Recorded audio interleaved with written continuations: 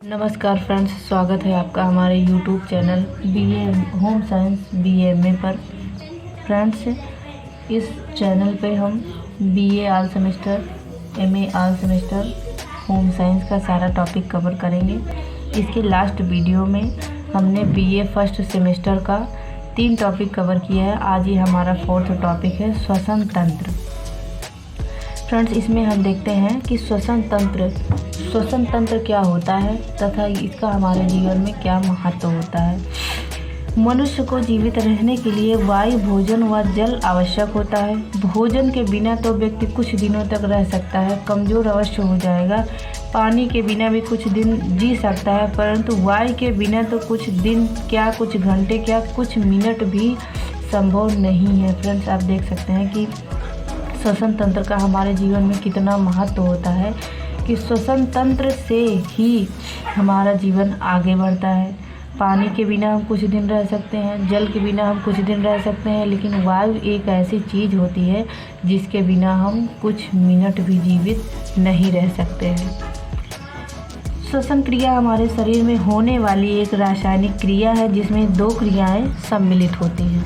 पहली क्रिया होती है प्रश्वसन, जिसमें वह क्रिया जिसे सांस लेना कहते हैं, जिसके द्वारा हम शुद्ध वायु ऑक्सीजन अपने अंदर ग्रहण करते हैं, तथा दूसरा होता है निःश्वसन, जिसके द्वारा हम सांस को बाहर निकालते हैं तथा अशुद्ध वायु जो होती है कार्बन डाइऑक्साइड को बाहर निकालते हैं। प्रश्वसन तथा निःश्वसन की सम्मिलित क्रिया को ही श्वसन क्रिया कहा जाता है या श्वासोच्छ्वास क्रिया कहा जाता है। यह क्रिया जन्म से मृत्यु तक जीवन पर्यंत चलती रहती है, जब तक हमारा जीवन होता है। खैर, हमारा जीवन इसी पे निर्भर ही होता है। औसतन एक स्वस्थ व्यक्ति 1 मिनट में 17 बार सांस लेता है। बच्चे 1 मिनट में प्रायः 30 बार सांस लेते हैं, क्योंकि बच्चे लंबी सांस नहीं ले पाते हैं, अतः वे ऑक्सीजन की कमी को अधिक बार सांस लेकर के पूरा करते हैं। उसके बाद अशुद्ध वायु का संगठन देखेंगे। जब हमारे शरीर में अशुद्ध वायु होती है तो उसका क्या संगठन होता है। जैसे ऑक्सीजन की मात्रा शुद्ध 20% होती है, तो 20% से घटकर कितनी परसेंट हो जाती है, 16%। और कार्बन डाइऑक्साइड 0.04 से बढ़कर के 4% हो जाती है। जल वाष्प की मात्रा बढ़ जाती है। नाइट्रोजन तथा अन्य गैसें उतनी ही रहती है। जो सबसे ज़्यादा घटना बढ़ना होता है ऑक्सीजन और कार्बन डाइऑक्साइड का होता है। ऑक्सीजन की मात्रा घट जाती है तथा अशुद्ध वायु में कार्बन डाइऑक्साइड की मात्रा बढ़ जाती है। फ्रेंड्स, इसके आगे हम देखेंगे श्वसन क्रिया के प्रमुख अंग। जैसे हमारा पाचन तंत्र होता है, तो पाचन तंत्र भोजन को पहुंचाने के लिए कई तरीके के अंग जो होते हैं वो सहयोगी होते हैं, तथा कई तरीके के अंग मिल करके भोजन को पचाते हैं। उसी तरीके से जो सांस हम अंदर लेते हैं, सांस को बाहर निकालते हैं, उसमें भी हमारे शरीर के कई अंग सहयोगी होते हैं। तो आइए स्टेप बाय स्टेप एक अंग के बारे में समझते हैं। इसमें सबसे पहले हम देखेंगे नाक। हमारे शरीर में शुद्ध वायु का प्रवेश और अशुद्ध वायु का निष्कासन यहीं से होता है। नाक में सामने की ओर 2 छेद होते हैं, जिसे नासिका रंध्र कहते हैं। ये दोनों छेद कार्टिलेज के बने पर्दे से अलग रहते हैं। उसके बाद देखेंगे छोटे छोटे बाल भी होते हैं जो छननी का काम करते हैं। इनसे वायु छनती है। धूल आदि के कण इन बालों में फंस जाते हैं तथा अंदर नहीं आ पाते। और श्वसन तंत्र में हम सबसे पहला अंग देखेंगे नाक को, जो कि वायु को अंदर लेने तथा बाहर निकालने के लिए इम्पॉर्टेंट होता है। तो इसमें क्या होता है कि इसमें 2 छेद होते हैं जिसको नासिका रंध्र बोलते हैं। उसमें छोटे छोटे छिद्र होते हैं जो हमारे अंदर नाक के अंदर धूल, मिट्टी, कण आदि को जाने से रोकते हैं। उसके बाद आगे देखते हैं नासा गुहा के अंदर।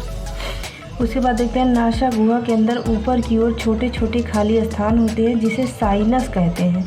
इन खाली स्थान के ऊपर भी श्लेष्मिक झिल्ली होती है। जब हमें जुकाम हो जाता है तो यह झिल्ली सूज जाती है, जिससे हमें दर्द होता है।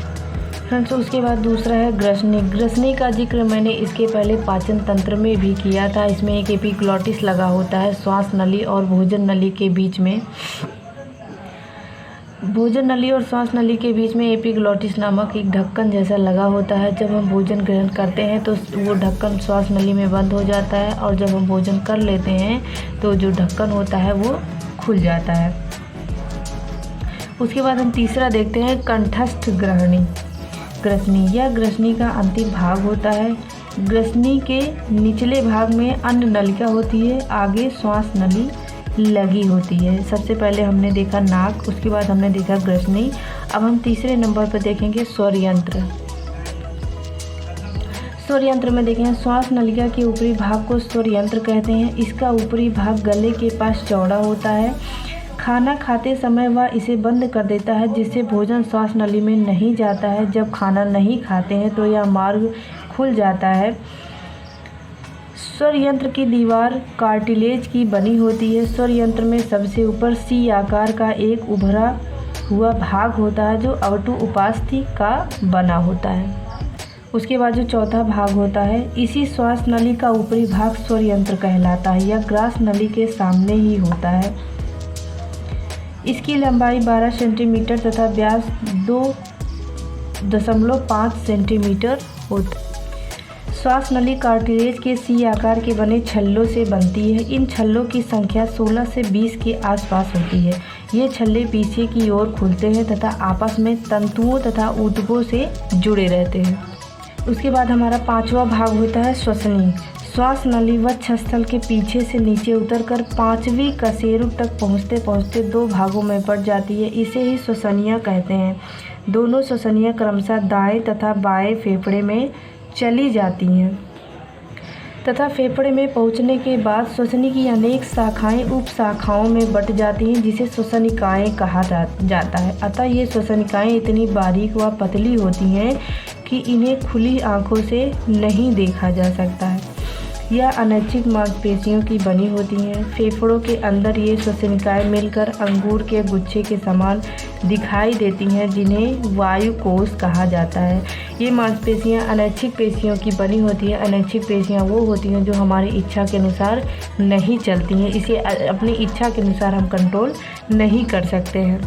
इसके बाद इसका हम अगला तथा सबसे इम्पॉर्टेंट भाग देखेंगे, फेफड़ा।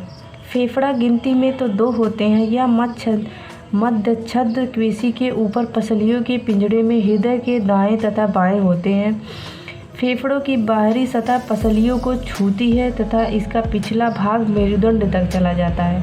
फेफड़ों का रंग हल्का गुलाबी होता है। ये पतले एवं लचीले होते हैं।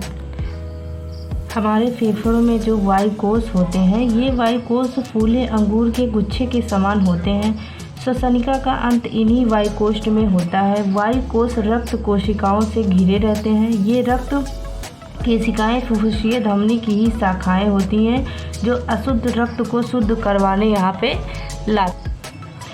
वायुकोश रक्त कोशिकाएं से घिरी रहते हैं। ये रक्त कोशिकाएं फुफ्फुसीय धमनी की ही उपशाखाएं होती हैं, जो अशुद्ध रक्त को यहाँ शुद्ध करवाने लाती हैं। वायुकोश तथा रक्त कोशिकाएं की दीवारें इतनी पतली होती है कि यहाँ ऑक्सीजन तथा कार्बन डाइऑक्साइड का ही आदान प्रदान इतनी पतली दीवारों से हो सकता है। उसके बाद देखेंगे फेफड़ों की बाहरी रचना। फेफड़े चिकने, चमकीले तथा कोमल दिखाई देते हैं। फेफड़ों के ऊपर एक दोहरी झिल्ली होती है, जिसे फुफ्फुसीय झिल्ली कहते हैं। इस दोहरी झिल्ली की एक परत पसलियों को छूती है तथा दूसरी परत फेफड़ों के बाएं भाग को।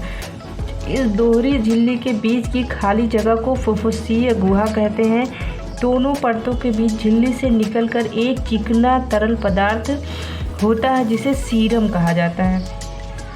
सीरम का काम देखेंगे क्या करता है। ये फुफ्फुसीय गुहा को चिकना बनाए रखता है, फेफड़ों को फैलने तथा सिकुड़ने में मदद करता है, फेफड़ों को बाहरी चोट से बचाता है तथा इस तरल पदार्थ की अधिकता भी हानिकारक होती है।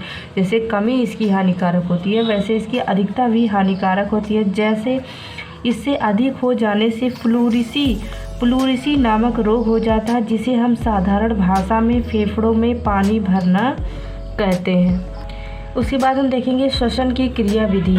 श्वसन क्रिया के दौरान हम निरंतर ही वायु को फेफड़ों में भरते हैं तथा निकालते हैं। फेफड़ों में वायु भरने व निकालने की क्रिया को ही प्रश्वसन व निःश्वसन कहा जाता है। सांस लेने में हवा फेफड़ों में अंदर आती है, जिससे फेफड़े फैल जाते हैं। सांस छोड़ते समय हवा फेफड़ों से बाहर निकलती है, जिससे फेफड़े सिकुड़ जाते हैं। सांस लेने की क्रिया प्रश्वसन तथा छोड़ने की क्रिया निःश्वसन कहलाती है। यही दोनों क्रिया से ही हमारी श्वसन क्रिया पूरी होती है। उसके बाद अगला टॉपिक हम देखेंगे रक्त का शुद्धिकरण। श्वासोच्छ्वास की क्रिया द्वारा रक्त शुद्ध होता है। इस प्रकार श्वसन संस्थान रक्त परिभ्रमण संस्थान के कार्य में भी सहयोग देती है। श्वास ग्रहण करने की क्रिया में जब शुद्ध वायु फेफड़ों के मूल में पहुंचती है तो वायु कोश प्राणवध वायु से भरकर फूल उठते हैं। प्राणवध वायु मतलब ऑक्सीजन से भरकर हमारे फेफड़े क्या होते हैं, फूल जाते हैं। उसी समय वायु से व्यक्तिकरण की क्रिया वायु कोशों के आसपास की रक्त वाहिनियों में रहने वाले हीमोग्लोबिन द्वारा ऑक्सीजन वायु शोषित कर लेती है और रक्त में ऑक्सी हीमोग्लोबिन पदार्थ तैयार होता है जो रक्त को शुद्ध कर देता है। फ्रेंड्स, इसके बाद हम देखेंगे श्वसन तंत्र का महत्व व उपयोगिता। श्वसन तंत्र का हमारे जीवन में क्या महत्व होता है तथा वह हमारे जीवन के लिए क्यों लाभदायक होता है। सबसे पहला होता है मानव जीवन के अस्तित्व को बनाए रखना, क्योंकि श्वास क्रिया द्वारा ही हमारे जो मानव जीवन होता है वह बना रहता है। अगर श्वसन क्रिया ही ना हो तो मानव का अस्तित्व ही खत्म हो जाता है।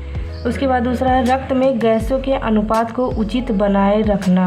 रक्त में गैसों का अनुपात जो ऑक्सीजन और कार्बन डाइऑक्साइड होता है उसका जो अनुपात होता है वह उसका बैलेंस बना करके रखता है। उसके बाद तीसरा जो कार्य होता है व्यर्थ पदार्थों का त्याग करना। हमारे शरीर में जो व्यर्थ पदार्थ होते हैं कार्बन डाइऑक्साइड के माध्यम से उसको बाहर निकाल देते। उसके बाद शरीर के ताप को नियंत्रित करना, ये हमारे शरीर के टेम्परेचर को कंट्रोल करता है। उसके बाद अगला है शरीर में जल के संतुलन को बनाए रखना। ये ऑक्सीजन और कार्बन डाइऑक्साइड के माध्यम से हमारे शरीर का जो संतुलन होता है, जल का जो संतुलन होता है उसको बनाए रखता है। उसके बाद लास्ट में शरीर की हानिकारक जीवाणुओं से रक्षा करता है। श्वसन तंत्र क्या करता है, हमारे शरीर में जो हानिकारक जीवाणु होते हैं उनसे हमारे शरीर को रक्षा करता है। फ्रेंड्स, इस तरीके से हमने श्वसन तंत्र का ये पूरा chapter step by step cover किया है। अगर आपको वीडियो अच्छा लगा हो तो लाइक शेयर सब्सक्राइब जरूर करें। अगर आपने इसके पहले का वीडियो नहीं देखा है तो प्लीज़ जाके इसके पहले का वीडियो देखें। धन्यवाद।